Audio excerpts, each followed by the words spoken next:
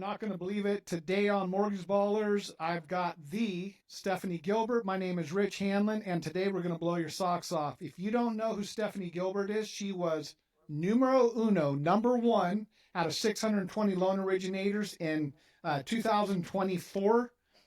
The number two person on that list was 59 loans behind her. Most people, when you think about the amount of volume that Stefanie does, you think there's no way. How is that possible? You hear about these things, but they're just legends out there that no one really knows. Well, today, if you'll take the time and you'll just pay attention, you're going to get a glimpse into the life of one of the top loan originators in all of the United States, not just locally in Wyoming where she lives. She does the amount of volume that people dream about, and you're going to find out why here in a little bit. But let's let the crowd jump in on this a little bit. I think there's some people that want to give a little cheer for her. Well, there it is. Look at, they're lining up in the streets for her. I know, they're all cheering heavy. I get it. That's what happens when you're number one. I did never use that cheering before, but I thought I'm going to give you the salute that you deserve. I appreciate that. Thanks. All right, we'll fade that out so that I want your time and you to give your time today. First of all, thanks for coming on the show. Thanks for giving us your time today. I really appreciate it, Stefanie. Thank you for the opportunity. You know, I'm going to let this go where it goes, but we talked a little bit off the record, and there's so much value with you that people are going to see this. People want to know how legends are made. And they truly are humans that have just figured out some type of methodology. They know their value. They know when to add people. You've talked about the core. You've talked about past experiences. You've talked about customers. Take me through a day in the life of Stefanie Gilbert, a top producer in the United States. From when I get to the office or when I wake up? I mean, I want to hear it. You know, condense it how you want, but it's your day. People don't really understand that you're human and that you have a life and that there's family involved. They just think you must do loans 24/7. They need a reality check, I think. Sure. There is a balance out there. Yeah. You know those people who have like a dialed in morning routine? I'm not one of them. That is what I aspire to do and to be. But I get up, sometimes I work out, sometimes I don't, sometimes I hit snooze 5 times. But I always take my kid and I drop her off at school, and I am typically in the office between 8 and 8:30. Okay. We start off I have a physical office. My support team is in my physical office. That has been really, really important to me. I envy the people who can work from home. I am not one of them. I have to have a separation. Otherwise, I will work all the time. So we start our day off with a morning huddle. And this is something we've implemented recently, but we walk through what are the leads that we've had for the previous day? What's the follow-up on that look like? What apps came in? What docs are we waiting on? What's new contracts? We run through everything. So everybody on my team, on my ops team, is all on the same page. It takes about 20 to 30 minutes. I live by my calendar. If that is something that I had to learn, because one, I have to be able to track everything. Otherwise, I will do nothing. You can go home and you can say that, I was busy all day. And I would often look back and be like, but what did I actually do? Right. Scrolling social media or developing a PowerPoint presentation is not generating business. It's not income producing activities. So, then I have scheduled call times, typically like Mondays. I call it follow the core coaching and what they recommend for daily calls. So on Mondays, I have 4 to 5 hours blocked out that I'm calling agents. And they're not just like, hey, what did you do this weekend? I'm not calling them unless I have something to talk to them about. Like I will give them an update on all of their leads. I'll give them an update on any applications, find out who else is, have they shown somebody some properties over the weekend. But it's also an opportunity for me to get to know them better. I want to know them personally. I don't want to work with them if I don't like them. Sure. So I have blocked call times. Typically it's at least an hour a day each day. Mondays are my heavy call day. And then they're full of appointments between loan consultations, I can walk you through our process a little bit as we move forward, but I meet every single one of my borrowers face to face, whether it's Zoom if they're not in my market or they come into my office. And that has been a game changer for my business. I shifted to that last year and I don't have people that shop me. I mean, I live in a town of 17,000 people. And so some of the markets that people live in are bigger than the entire state of Wyoming, which is like, less than 600,000. So, and I do primarily all of my lending within the state of Wyoming. But I see all my borrowers. So it's usually full of loan consultations. I don't have to get involved in my files too much after they're under contract. And then I am usually out of my office by usually no later than 6. And I'm home with my family. I eat dinner with my family every night. Put my kiddo to bed. I have, time to spend with my husband, whether we watch TV or whatever. And I do it again. Do I work 80 hours a week? Not a chance. But I have to I have to have hard boundaries about that. Will I answer the phone during dinner? Nope. It's on Do Not Disturb. Will I answer the phone on the weekends? Absolutely. Do I meet with clients on the weekends and evenings? Absolutely. My philosophy is people who can afford to buy homes have jobs that are often during the work hours. So if I need to accommodate them, that's totally fine. I just need to be able to plan that ahead of time to prepare my family. Like, I'm not going to be home late or whatever that looks like. But I don't work 24/7. But when I do work, when I'm in the office, it's grind time. Wow.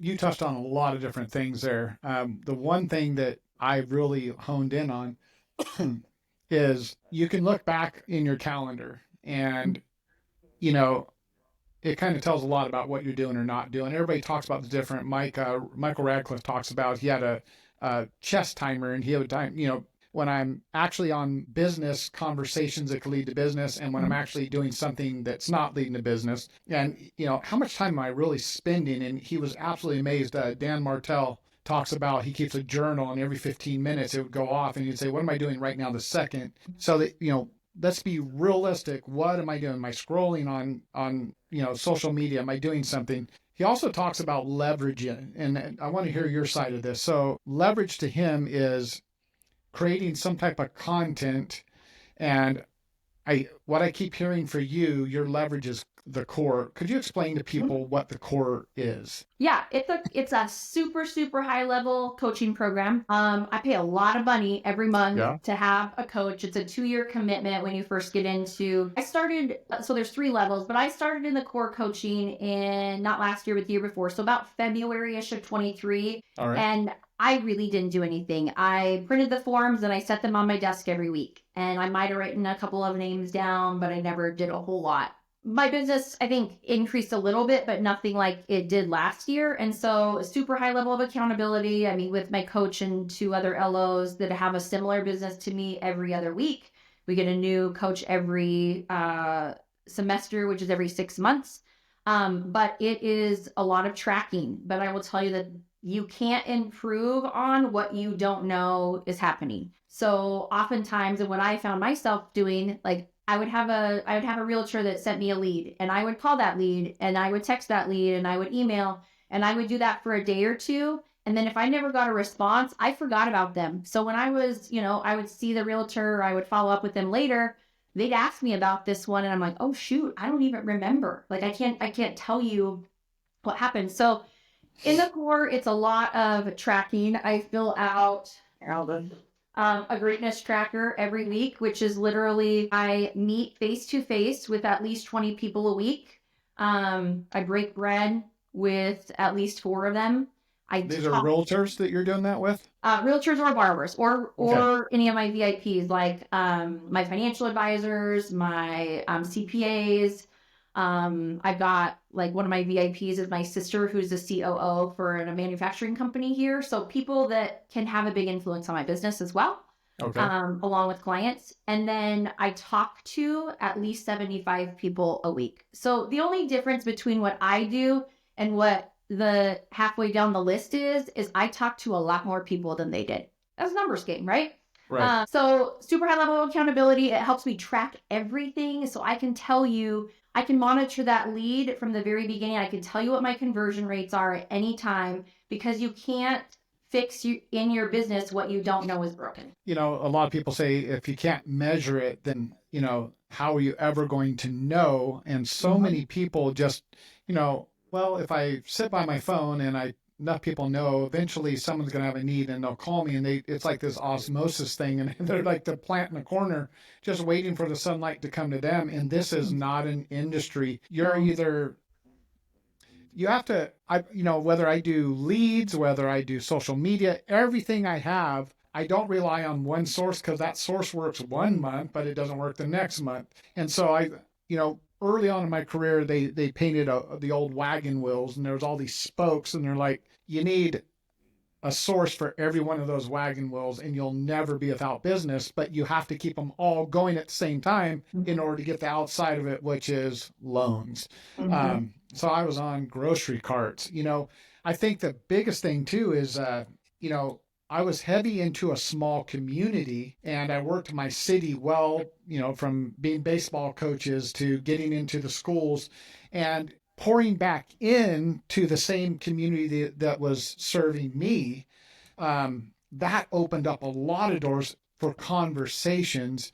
I never in my world thought that I could do cross state line business. That just seemed so unimaginable to me. And now that's just the norm. It's like people call up and I'm doing loans in all kinds of states, mostly investors. That's where I spend most of my time now. And they just want to know where's the real estate that's working right now, and give me that DSCR loan. But it wasn't always that way. I started out doing first-time home buyers, learning all the down payment assistance programs, I learned how to fix people's credit, because depending on when you got into this, there was no AUS. You used to have these books of guidelines, and you would know the guidelines, FHA, VA, and you would know the overlays of each lender, and you could quickly, but you learned the back end of every one of these programs. And so when AUS says, nope, we can't do this, you don't just say, oh, never mind, I guess I couldn't do it. It's like, well, wait, whoa. Why is AUS saying that? Do you just need 1,000 more in reserves? And all of a sudden, let's maneuver it a little bit and see what it would take. Is it just 2% less on the debt ratio? And boom, do not just give up. You need to understand. Now, that's something I think over the years that's been lost. So many people are mechanical. They just want a loan. They just want to run AUS. They just want to submit it in. And there's an art that's been lost, I think, in part of this. I'm glad you brought this up, because I got a prime example. I had a gal, sweet little first-time home buyer, that called me. One of my agents in a different market had shared a social media video. I was her 7th or 8th lender that she had talked to. They would pre-approve her, she would go under contract, and they would deny her. And I will not issue a pre-approval letter unless that sucker is as good as cash.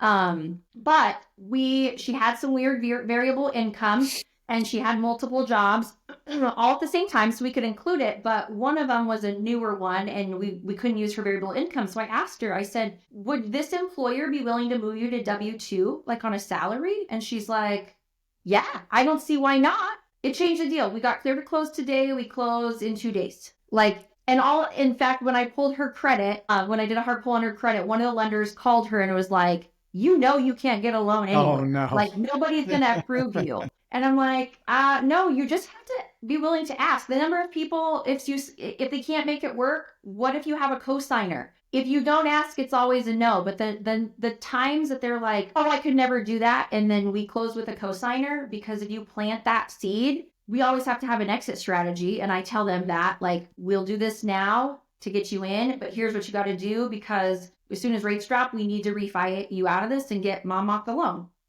But you're 100% right. Like, the creativity to mortgages is kind of at an all-time high. Like, how do you... Very much all-time high. Yeah. Can you drop somebody's income off to qualify them for home ready and have a 0.5 point lower interest rate? Like, most mortgage lenders don't even know you can do that. And so different ways to structure. What if you run it with like I ran one today, a 5% down payment had a lower interest rate than a 10% down payment. But $30 difference in his monthly payment, like it was nothing. So anyways, it was just looking at it from all angles, it's not black and white anymore. I get disappointed. I get a lot of as a broker, I get a lot of the QC audits. And what I've realized over the years is, oh, you need to get pre-approved. Here's my application link. Application comes in and, loan officer doesn't even look at it. pretty much that's because that's what they gave me. Therefore, I'm just going to run it to AUS and automated underwriting system, AUS, and see what it needs. But what I'm finding is they're not asking some of the questions. Are you self-employed? Oh, you are self-employed. No, I'm a W-2 of your own company, right? So there's a little difference there. Do you work for a parent? Have you ever been in the armed forces? Yeah, but I was only in for so long. What do you care? Oh, might you qualify for a VA loan? And I've ran into loans and I'm like, totally find out this backdoor information. And I'm like, why are we not taking the time to go through this, making it a better application? Sometimes these people you're asking them to be almost like a loan officer, and they try and put their whole life story. And sometimes I don't want their life story. I want what's pertinent to what we have, because you don't have to disclose everything in your life. It's not necessary if you don't need the income. And then there's sometimes I want to make that transition. Oh, it came in with 2 borrowers. Cool, but you didn't need 2 borrowers. Let's remove one. When you understand the guidelines, and not everybody fits a conventional loan, we have all these other parameters from USDA to VA to FHA to, low score FHA, manual underwrites, what dictates that variation. And people, honestly, they rely on us to know that. And if you're just trying to fit everybody through that same peg every time, you're leaving a lot of business on the table, because somebody else is going to run into Stefanie Gilbert. It's going to go, what if you change that income from this to this? I never thought of that. Brandy Stevens reminds me of that. She is in California. She's a rock star. Yeah, I visited with her. She does them like that. Yeah, she's an incredible wealth of knowledge, and her and I visited about that too. That yes, you gotta think outside the box. She does. Drita Ivy still meets with her people directly. She's in Stockton, California, mostly FHA. But her people, she makes them come in. She used to be an underwriter, but she's like, most of my people, if they get it wrong, aren't going to qualify because they're that strapped, yes or no type borderline. And she's like, you come in and give me the commitment of time, and I'm going to make sure this is right. And many of her deals, a lot of California deals, are every penny that people make. I don't think I have seen in history of 35 years, people are paid different. People have gigs. People are married, but yet they're not married. They together, common relationships, but they still say they're married. Who am I to say they're not? There's so many things that have changed. I have my income and my account. This is our together account. And, the traditional days seem to be gone. You have to be ready to take all these buckets and understand what you're doing and pick what you need to put together a successful transaction. It sounds like you're able to do that. And it sounds like, I know the core well. A lot of people up in Sacramento, California use the core. Sure. And I've had a couple people. Noel Brownell is with Xpert. He does core.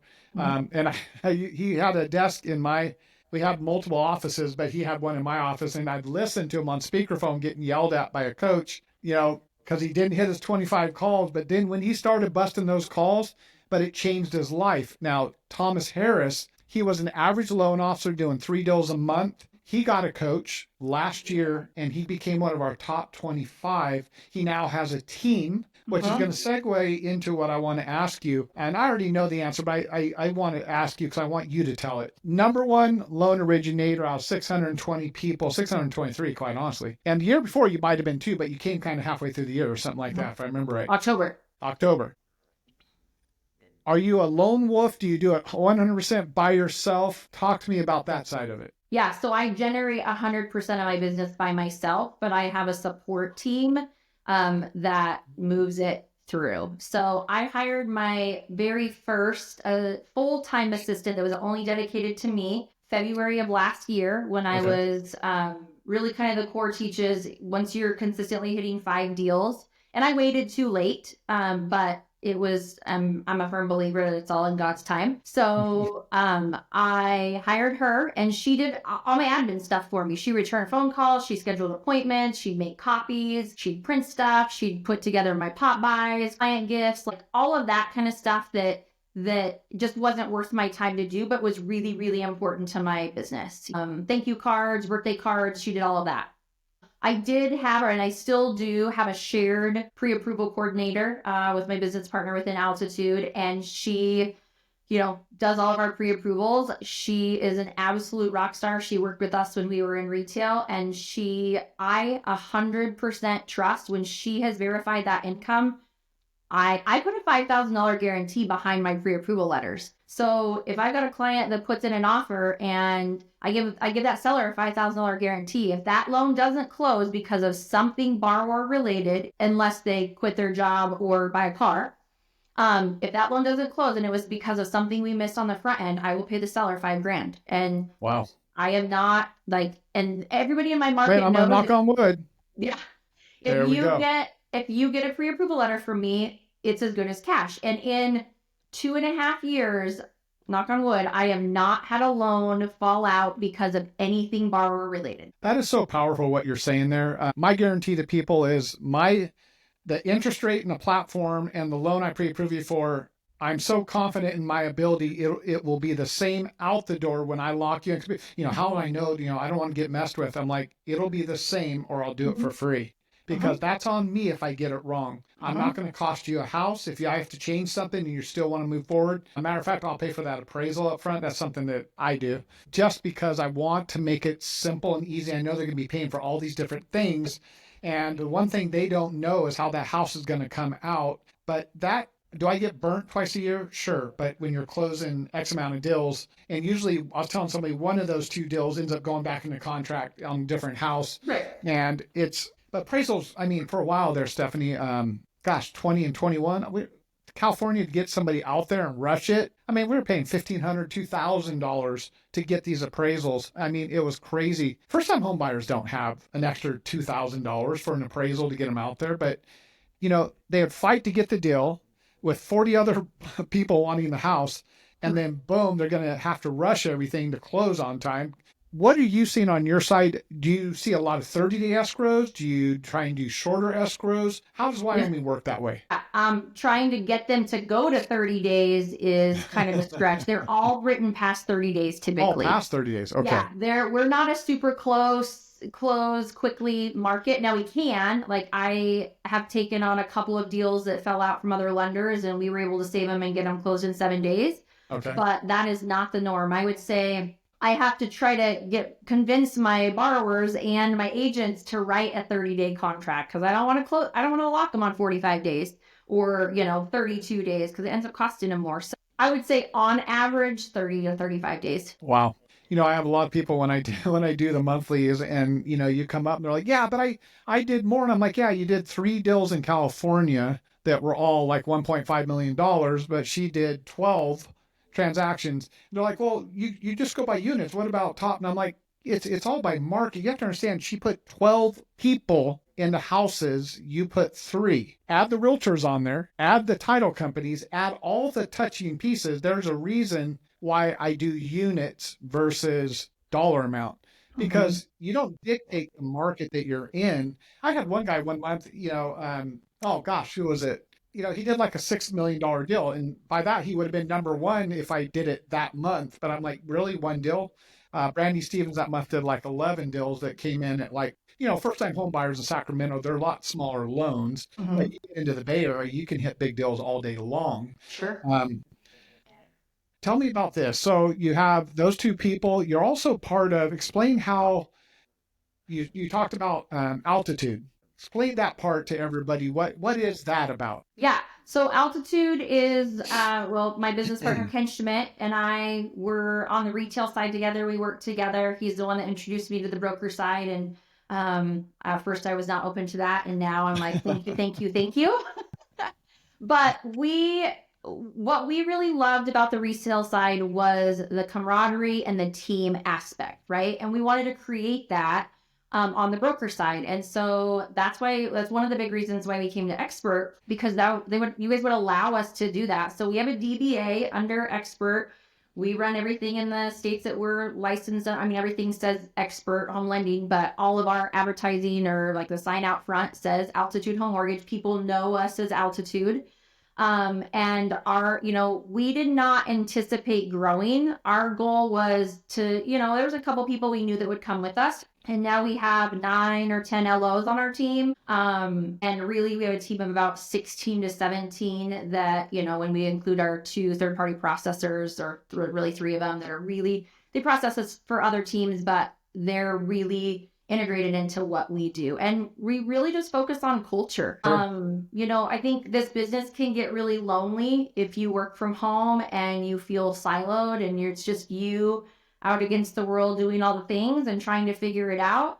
We are not those people. We're very social people. And so because everything we do is flight themed, we do a squadron call every Tuesday and we'll talk about, I start off the meeting with, today we did what's your favorite movie? Last week we did what's your favorite color? I want to know about these people, but we do life together. We do hard things together. We're really a really, really close-knit group. And that's all we were looking to do to create, Altitude, was to create a culture that people can thrive in, to empower them, to help them grow, make more money, but at the end of the day, impact more lives. All right. And I want to make sure we point out, she's not saying attitude. Oh, You're altitude. saying altitude. Going to have people saying that. And I'm going to throw this out there. You be very honest here. When I say that I have 400 originators out of 626 that could use some guidance, and if they were up to, I don't know if you have a specific requirement, but I hate just if there's value there and someone wanted to reach out to you and say, gosh, before I give up, because everybody has done good in the past. 20 and 21 were very easy. Some Anybody people can make money in a refi boom. Right. People are living still in those past. But it's always hard if you weren't into 2008. So this is probably my third or fourth time that I've had a pullback with higher rates and things like that. This time it's a little bit extended, but we're not raising rates. But there is business. I've seen since January 1st, we're having record imports almost every day. We just had our second highest import month in February. The last one was September last year when they first dropped the rates. Something's going on out there. There's pent up energy out there. And if I remember right, Ken's in Colorado, right? Mm-hmm. Yeah. Okay. There's only 2 LOs on our Altitude team. They're in Wyoming. The rest of them are in Colorado. And okay. We have one in Texas that we just brought on. Well, there you go. And is that help? Are you looking for people? What do you look for in people that you bring onto your team? A right culture fit. I don't care if you closed 200 million in a year. If you're an asshole, I don't want to work with you.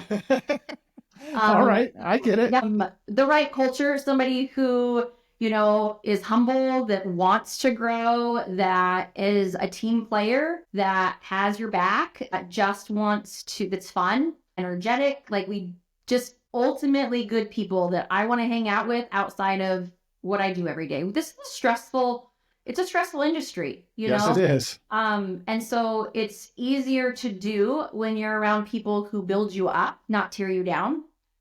And we focus within our team, we focus on personal growth, because if I can help you be a better husband, you're going to show up as a better dad, a better husband, a better friend, a better employee. And at the end of the day, that's really all we're here to do. Mortgages are our tool to do that. And, Ken Schmidt is actually one of our top 25 as well. So he'll be on one of these. When you talk about, 2 top people in a large organization, that align in 2 different states. You have to understand they're in 2 different states, but they're building things. So I'll definitely keep that in mind. We can talk a little bit more about that, because there's 400 people out there that are at a make or break in their careers, in my opinion. And we know that we just went from 400,000+ originators down to 93, because it's been going down. Now, there's still a lot of people out there, but people they're giving up on this industry. The average age is 46 years old. New people are not coming in. Who would want to? I mean, it's like this, right? It's so hard to make it somewhat level, but I would tell people it's been the best industry for someone like me who came from nothing, and someone taught me something that could turn into something, which was real estate and real estate lending. I do real estate too. I do California and Georgia. I especially, do investments and things like that. I like flipping properties. I like trying things. I want to use my licenses to the fullest capability. And that has served me well over the years, as well as I opened up a company. But I learned that I used to make it all about me. And that is probably the biggest change that I did was I said, it can't be about me anymore. It needs to be about the people that are here. I need to stop going after borrowers. I need to go after loan officers, and they need to be my client. And their clients, which are the real estate agents who bring these deals, I need to serve them better. And I need to be the last one worried about getting paid rather than worrying about being the first one in line to get paid. And, that started when I started putting other people first, something changed. I got better people, and they knew better people who knew better people. And, I get that this is a platform. It's a tool to help you do what you do. And if I get you for one day, I thank you for that. If I get you for 10 years, I thank you for that. Everybody has their own hopes, dreams, aspirations. And my goal is to help people as much as I can, even if that means they're leaving me. Some of the best people I have are people that have gone to try their own thing and have come back.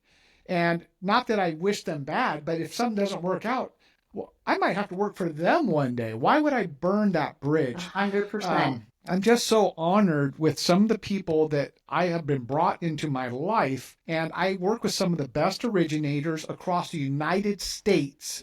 And that's crazy to me when I think about being that one person sitting at home in home office, just doing it all by myself, how it got from there to here.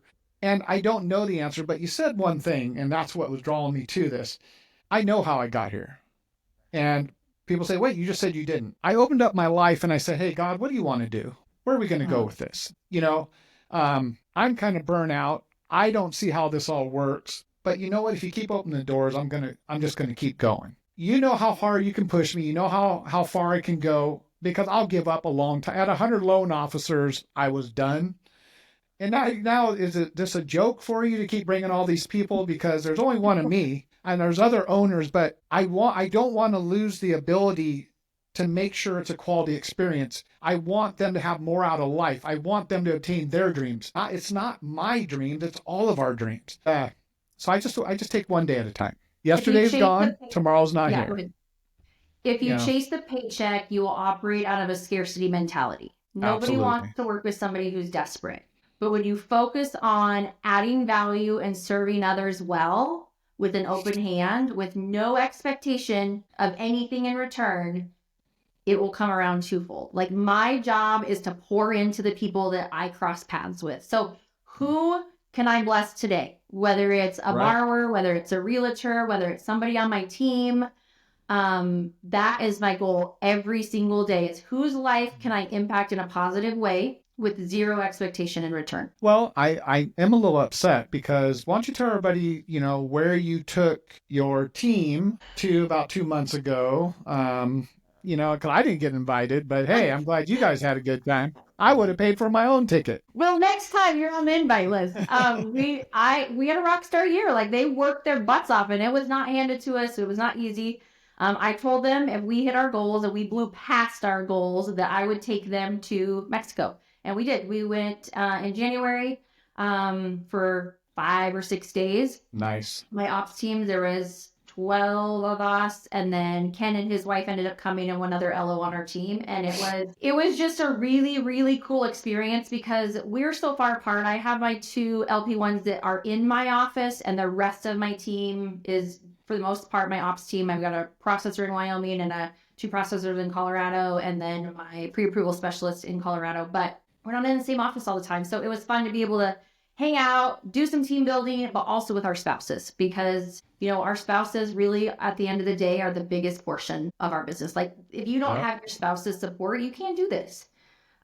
This business is not easy. It's simple, but it's not easy. I'm going to put a shameless plug. Anybody going to take their ops team to anywhere tropical, let me know early. I'll pay for my own ticket. I'm just going to say I'll be there. That's awesome. It's incredible. So many people are afraid to invest. People, oh gosh, she spent money. No, she invests into the people that help her obtain her needs, her wishes, her dream, her business. You got to start thinking of it different. And you brought something up earlier, and everybody uses a different name for this, but you said, I think it was you that said this, that your value, and you got to a point, and that's kind of what the core is. There comes a point where your dollar average per hour, and you have to look down and say, all day long I'm doing this, this, this, and this. Is there something I could incorporate a person for a lesser dollar so I can do more of this higher dollar return things? And you start this replacement, analyze, replace. Because when you look at your calendar, you talked about how you got very serious about your calendar. We're going to talk about that. You start to find the holes where there's things that I was the best janitor. I was the best CPA for my business. I had to stop that mentality. I wasn't saving money for the company. I was losing money because that is not the best place for me to be at this point in my career. I need to be with you. I need to be in Mexico with your team. I need to be at events. I need to be helping you recruit. I need to be helping you with your realtors, coming out and saying, how can I bless your realtors? They need to know who's backing you on a daily basis, and that's really where it changed. I want you to talk to me because I had to do the same thing. I got the free calendar thing called Calendry or whatever it's called. And I said, okay, because a lot of times, hey, Stephanie, give me 3 times at work for you. Let's see if that matches. We go back and forth. Well, that's not easy with someone like you. Well, or Catherine Barnett. Oh, that's right. Someone else doing it for you. Yes. But I was like, and then they did say this. They said, do you actually need to meet with her? Or can you meet with me? Or something like that. And I'm like, well, I'd like to meet with her if I could. I don't know who Rich is. He barely knew. No, I liked it. I was like, right on. I got to get that person on my calendar. And that might be a good video is, the people behind the people, because understanding the strength and that these people make us look good. And especially when they're 100% in alignment with what we do, they're extensions of you. So it's not just Stephanie this far. It's like Stephanie on the 10 times, because she has redeveloped herself through these people and they're learning valuable skills too. Yeah. Yeah. It's 100% Team Gilbert. And that's what I focused on is my agents know me, right? They know me. I am the one that's going to help them. I'm the one that's pouring into their business and they're entrusting me, but they know my team. And so oftentimes they will call and ask for my team. I don't typically, like when a lead comes in, I'm not usually the first one to talk to them. Will they call my cell phone? Usually I'll screenshot the voicemail and I send it to Jordan, my LP admin. She will reach out, she'll talk to them, build a little bit of relationship. We'll get the application and then I will build the relationship even further once I meet with them in their loan consult. But then once they go under contract until their rate lock, I don't usually talk to them again, but we are still nurturing those relationships. Here's my shameless plug of RAD. If you don't use it, you're working too hard. Like, what are you even doing? You're talking about RAD CRM? Mm-hmm. All right. There's your shameless that changed plug. our business. Michael's a genius in every ask I have, he creates. So, but that, like, where can you identify things that don't have to be you? Like, you will always be the secret sauce of your business, but do you have to check your email? No. I hate email. Like it's, you think about the amount of time that it takes and how many emails we get on a daily basis. Like, do you need to manage your email? No. If you feel like you need to manage your email, it's a control issue and you need to work on your control issue. It's not a you issue or it's not a them issue. It's a you issue. So you have to focus on personal development. And that has been, I started focusing on personal development in 2018, seriously. Like, how can I be better? I'm not arrogant about what I do. I feel like I do a really good job of what I know, but I was so honored when Brandy Stevens messaged me and I was like, she's like a celebrity. Why is she going to talk to me? Oh no. Her like, shh. Yeah. Or Thomas Harris, I was like, you're a big freaking deal, man. Like, I'm not even here. Like, I'm not even competition for that. Like, I was just honored to be amongst these amazing people. And I have so much to learn. And whether it's from them or for you or from, the core, like, you can't stop investing in yourself because today is the worst I'm ever going to be. Tomorrow, I'm going to be a little bit better than I was today. But I preach that to my team too. Like what can I do to help them grow, not only professionally, but personally, So at the end of the day, it makes us better. It makes our borrowers better. When I build that relationship with my borrowers, it comes from a level of confidence, but I care about them and our relationship doesn't end when I close their mortgage. And I tell them that, like, I'm more, or like, I'm your debt manager for life. I'm going to put you in debt and I'm going to help you get out. But they learn, I educate, I empower. It's not me telling you to do this. It's me educating you, empowering you to make the decision that's best for your financial situation. I'm going to help you through that. And at the end of the day, like, we're going to be friends forever. And I tell them that, all my clients, this, like, we're not done when your loan closes. You will come to my client appreciation events. I will call you in 30 days, 60 days, 180 days, and then a year. We'll do an annual mortgage review. So staying in contact with them, and just at the end of the day, all we do is build relationships. You know, Catherine Barnett talked about that. Like, she goes, Rich, I just farm my list. I stay with them. I'm constantly in contact. I watch for life events and I'm ahead of them. All life events lead to something. You know, unfortunately, some of those life events are divorce or death, but there's also good life events. But she's like, you know, 20% of mine is growing that, but 80% is cultivating that. You know, I want a client for life. You know, and that plays a huge role. And you talked about it. That was going to be a question of CRM. So using RAD CRM, I just did an interview with Michael, by the way. Yeah, it was And he awesome. talked He's a highly rock about star. you as well. We've But become good friends. But you know, I remember, so Ken and I came over to to Xpert in October of 23. And right about that time, I think, is when Michael was finishing up RAD and like yeah, about to release it.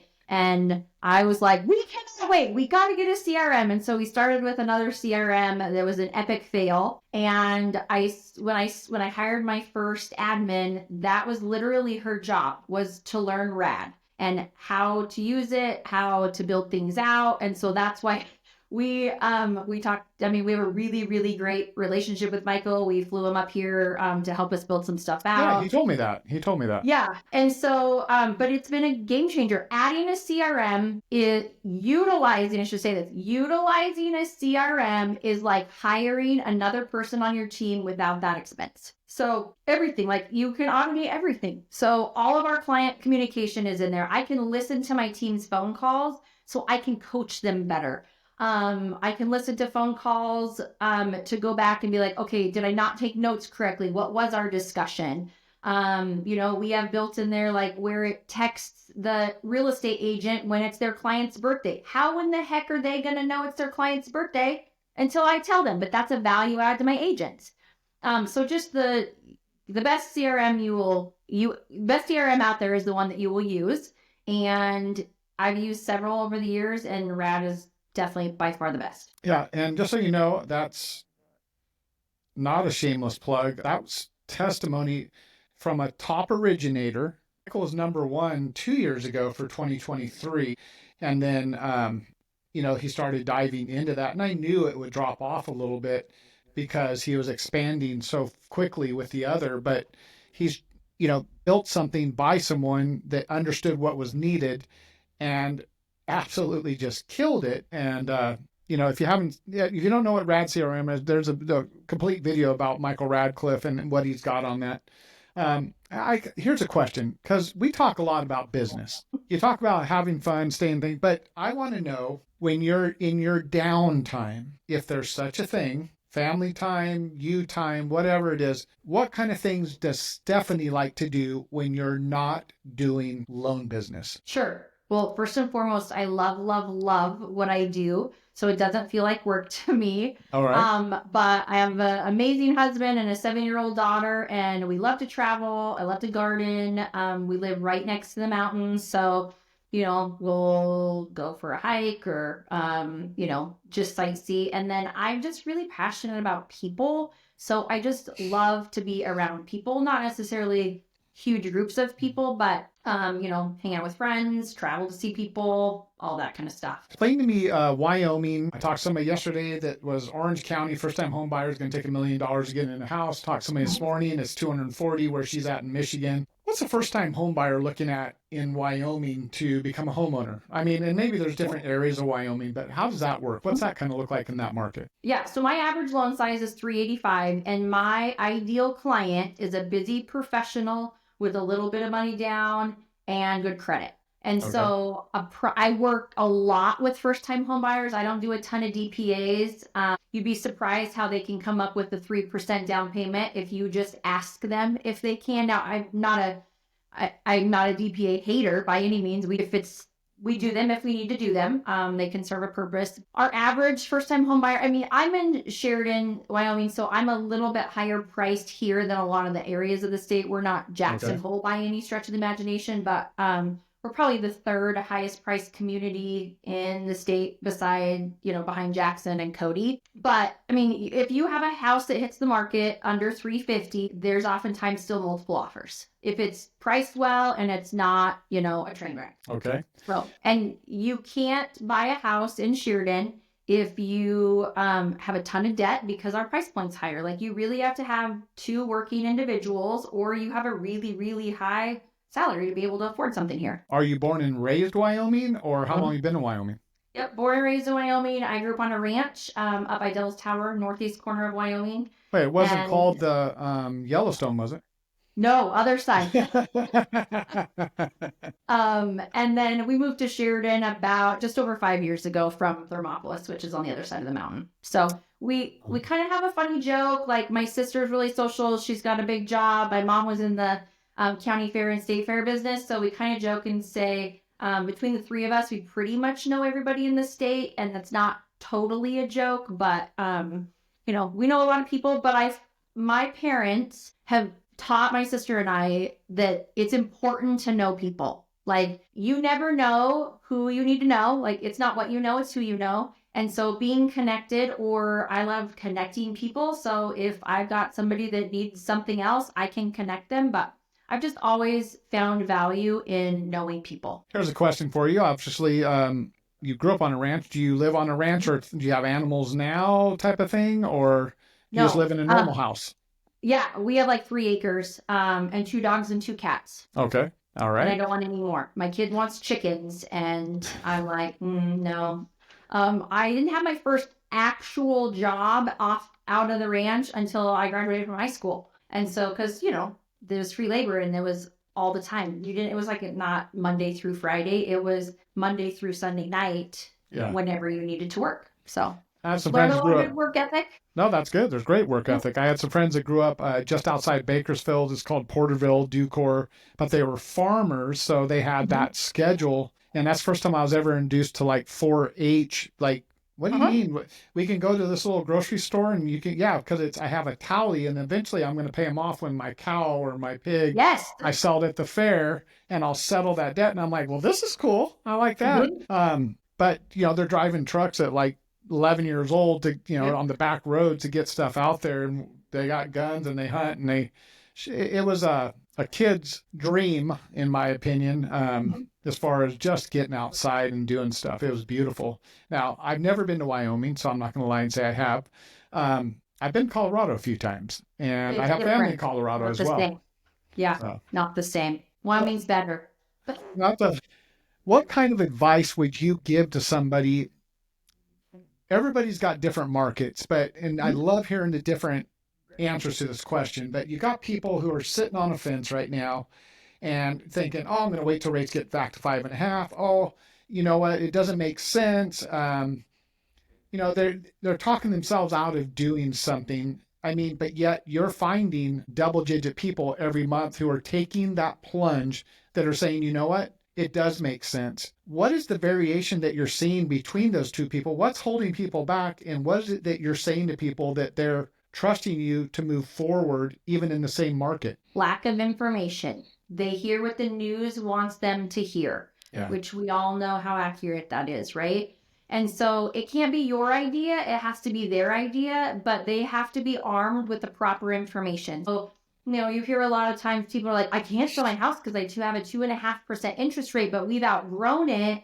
And now we've got like 2 kids in every bedroom, and now we've got 2 on the way. Like, are you going to live your life based on an interest rate? Because it's holding you hostage. That's pretty good. Or people who want to downsize, but they feel like they have, this interest rate. And at the end of the day, your interest rate is one piece of the puzzle. Because I tell every one of my clients, a home can be your biggest wealth building tool, or it can be the thing that costs you the single most amount of money. Which do you want it to be? And so it's really, there's strategy when it comes to home buying and how to structure your loan. Do you buy points? Do you not buy points? Like, I spent a lot of time educating my borrowers, and more often than not, when they leave my office and they have met with somebody else maybe before me, they're like, oh my gosh, I feel like I know so much more. And it's just because I took the time. It wasn't rocket science. I'm not smarter than the other lenders in my market. I'm just more compassionate, maybe. Like, I took the time to sit with them. I asked them about their goals.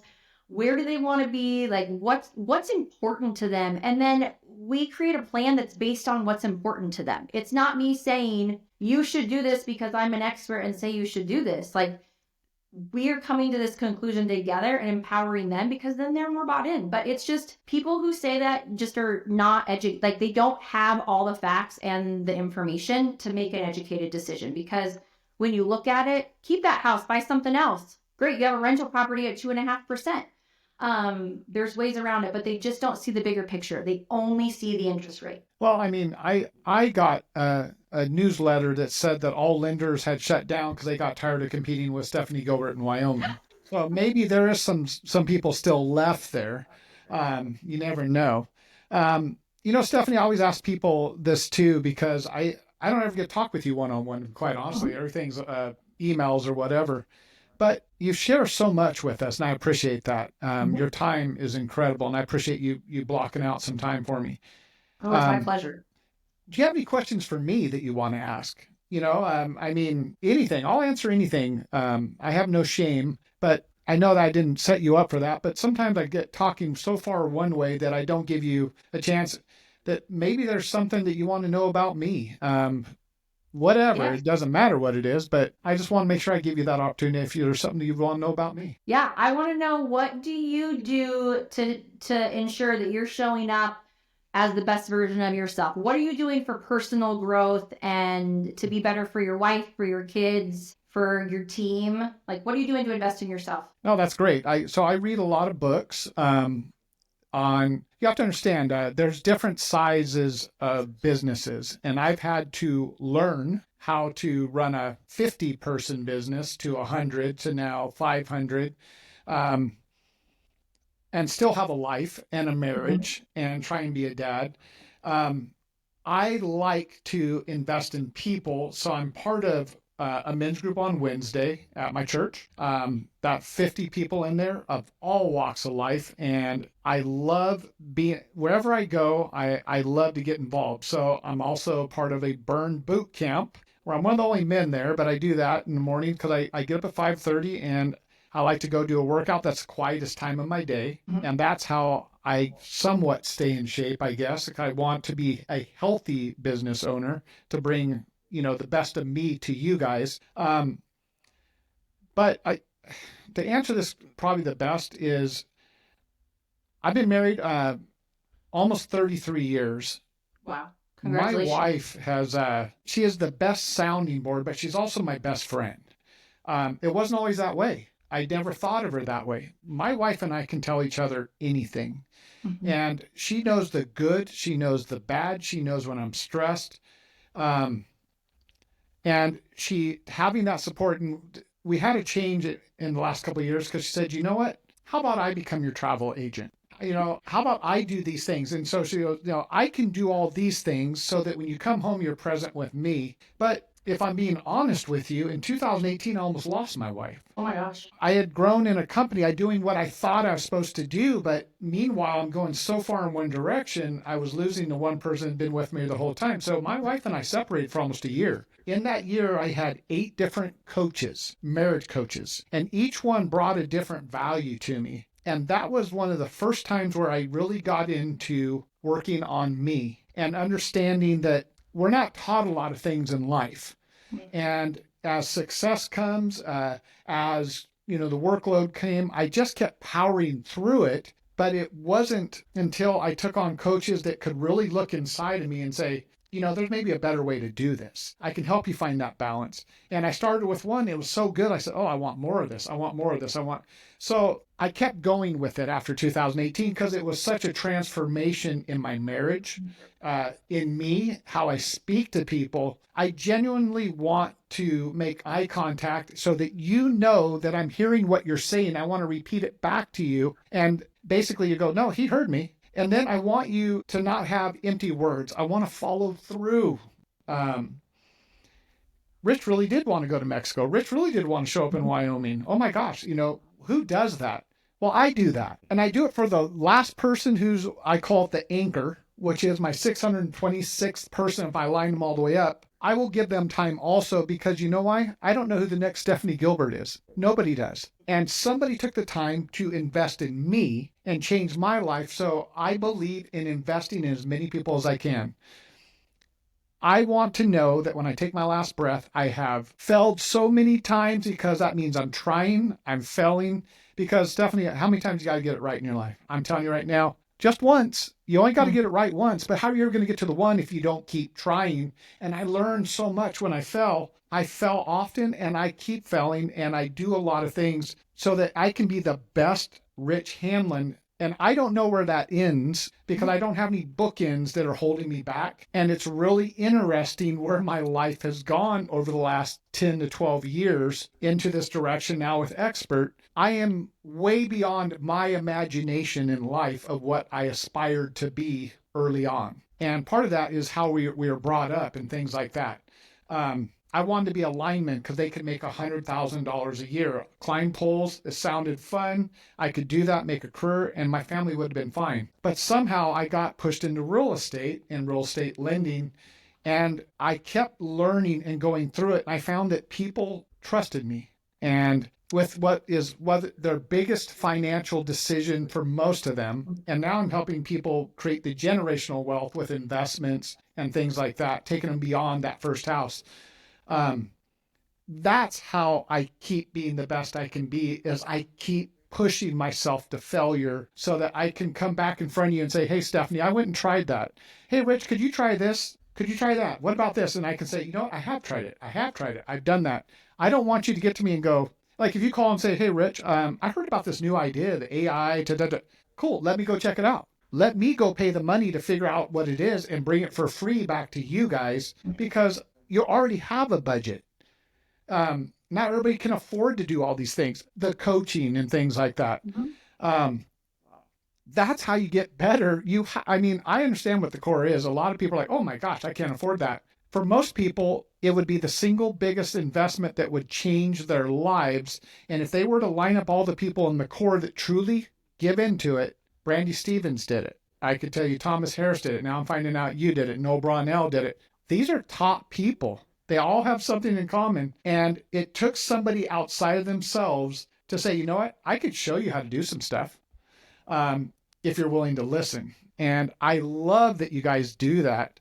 And then you pour back into other people. It's just amazing. I don't know if I answered that. It was kind of a roundabout way to answer your question. But those are all the things that I currently have done and continuously do. But I didn't do that prior to 2018. I kind of just woke up every day and figured it out. But I've had a passion to be better ever since then because I learned to let go and let others start to pour back into me. And some people are pretty damn good at what they do out there.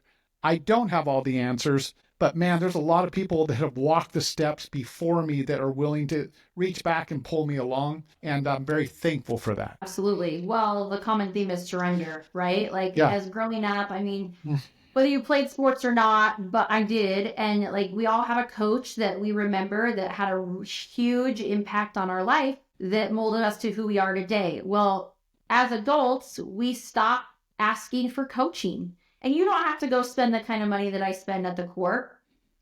Will you get it back 3, 4, 5-fold? 100%. But that's okay. Find somebody who's a little bit better than you. Don't take coaching advice from somebody who you wouldn't change paychecks with or bank accounts with, right? That's really good advice. Yeah. Or for marriage, right? Don't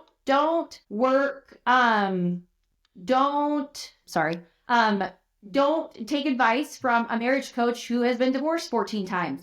Take advice from people who truly want to help pour into you and to grow. But you have to be willing to surrender. And Michael Radcliffe did the core as well. Mm-hmm. But you can't approach it that I know everything because we don't know everything. I have so much to learn.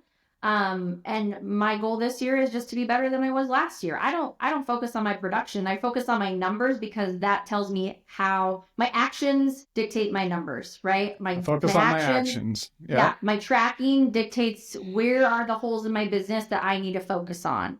But you have to surrender and you have to be coachable.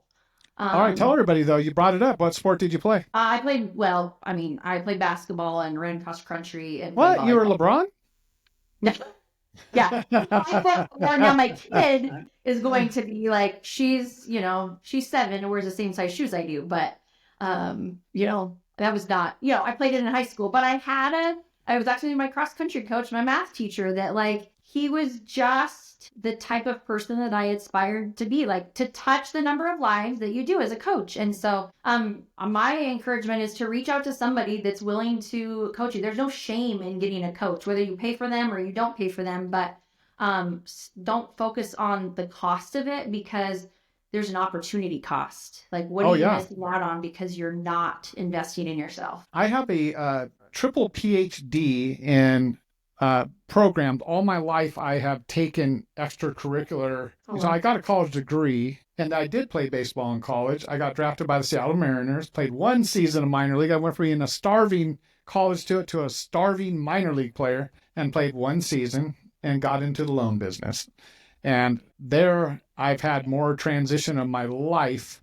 Always, here's my thing. I wake up every morning and I'm really faith based. I was like, God, I want you to push me, pull me, because only you know how far I can go. I'll give up way too early, but it's got to be in a direction that you want me to go. Matter of fact, Stephanie, here it is. You want the answer to your question? This is exactly the answer.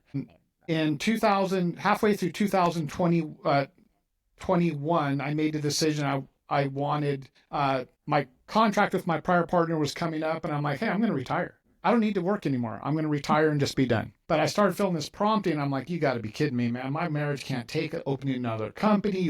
I'm feeling like you want me to move and sell everything, like, and go national. Like, what the hell? You're going to need to close all these doors, and you're going to need to open starting with my wife. And our life was good in California. And I went home one day and I just said, hey, I got this weird feeling like that God wants me to sell everything and move to Georgia. And she's like, you got to be kidding me. We're not moving to Georgia. Like, why would the... Cool. Thank you. That solved that one quick. But because it started with her door. And right away, about 2 weeks later, I'm sitting there and I came home. She goes, you know what? Remember when you talked to me about Georgia? It's weird. I started checking into it. I think we should go out there for July 4th and go check it out. Northern Georgia. I'm like going, okay, you got to be kidding me. Seriously? And then the door started, okay, next. Hey, my son was still in California. We're not leaving my son. The other one was out in the Air Force. We weren't going to chase him, but hey, Justin, we're thinking about this. Cool. When do we go? I'm like, okay, you guys are making this too easy. Next was my mother and father-in-law. They went out that weekend, came to Georgia, put an offer on the house, came back and sold their house the next weekend, full price for all the furniture in there. I'm like, okay, slow it down.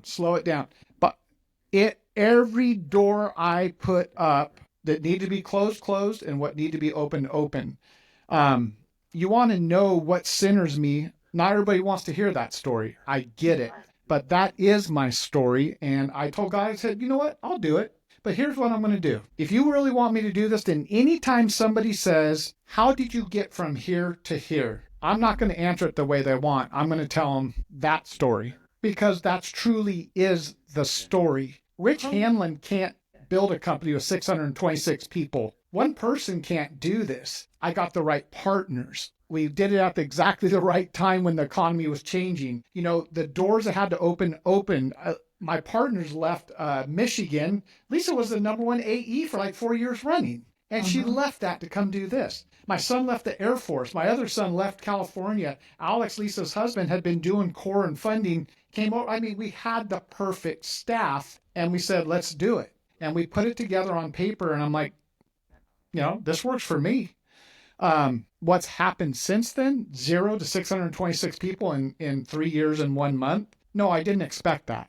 I thought maybe we'd get to 100 and then that 100 turned into 200. The economy's not in expansion right now. So doing that in this economy, I can't take credit for that. I don't know enough Stefanie Gilberts out there to talk to them to come here. How does a person in Wyoming hear about Xpert Home Lending in Georgia and somehow our paths meet? That's not my doing. So Nope. Anytime I'm praying, which is all the time, of course, because I all built my the time. business around and that's really our team too. Like we talk about our faith a lot, but every time I'm like, if I'm asking for guidance, I'm like, God, I need you to throw the doors open and make it incredibly obvious because I am not smart enough to figure out if this is what I'm supposed to do. So I need you to make it, blatantly obvious. But yeah, no, that's awesome. Thanks for sharing that, Rich. Yeah, some people don't want to hear that side of my life, but I don't care what people think anymore. I'm just going to be true to myself. If someone doesn't want to work here because they know that I believe in God,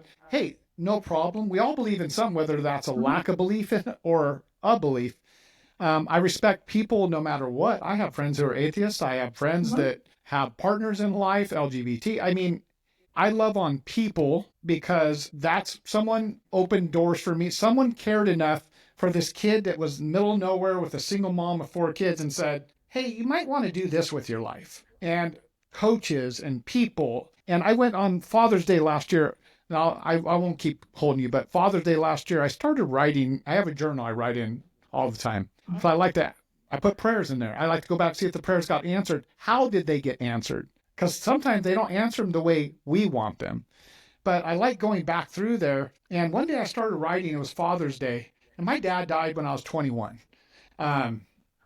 And all these men have instilled in my life. Before I was done, I was probably 3 pages in of all these names.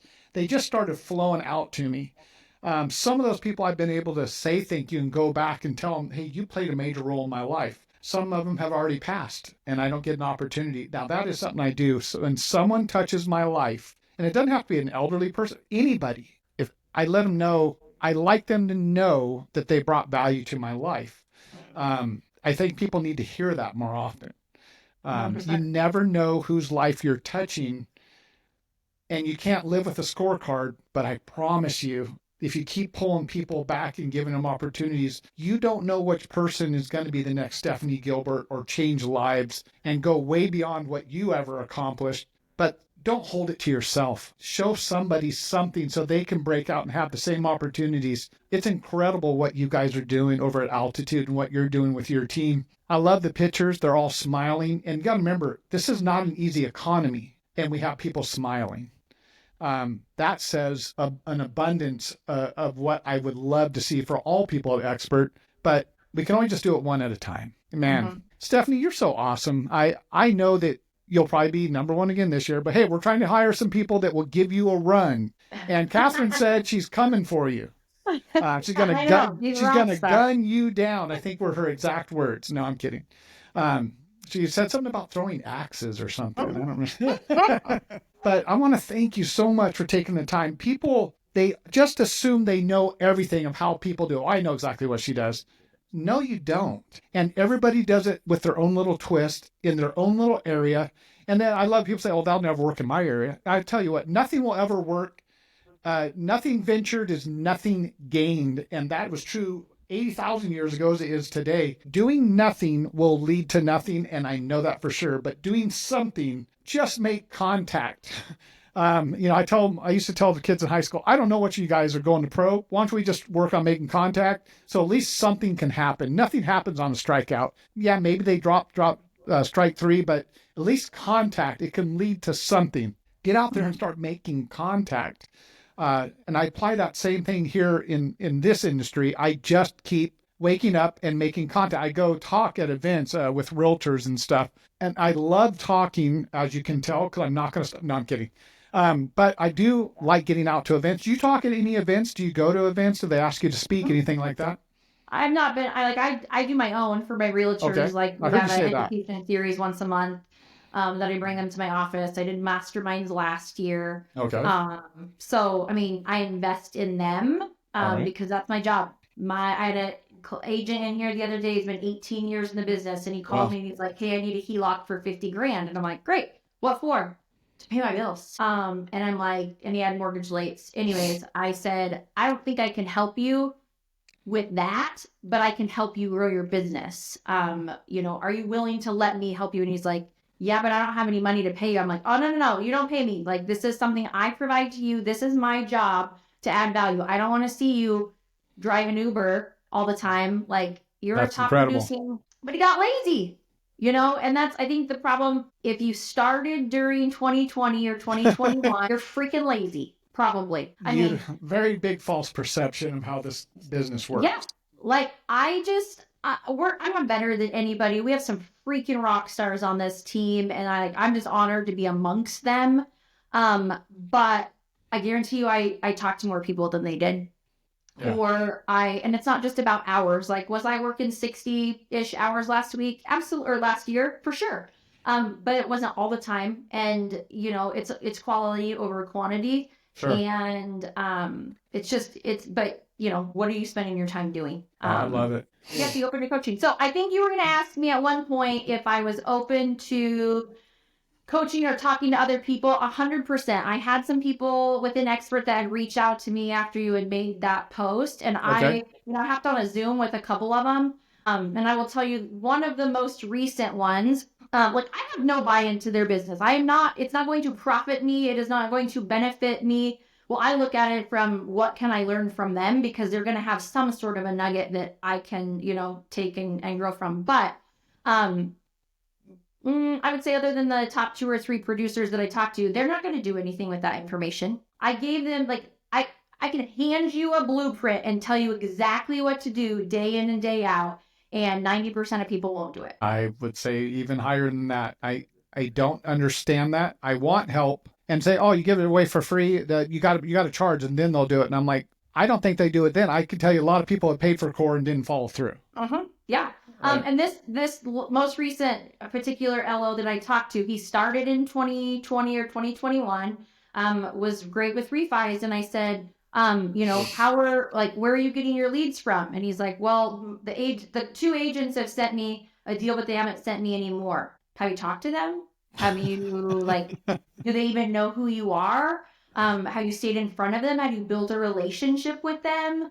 Like, you can't just sit back and expect people to walk in the door. That's not when we look at the number of LOs that are in this business now compared to even the beginning of 2022, the best of the best are still in business. And so you got to up your game. You got to be better than the other really, really great LOs out there. Otherwise, you're not going to capture any of the business. And that's great advice.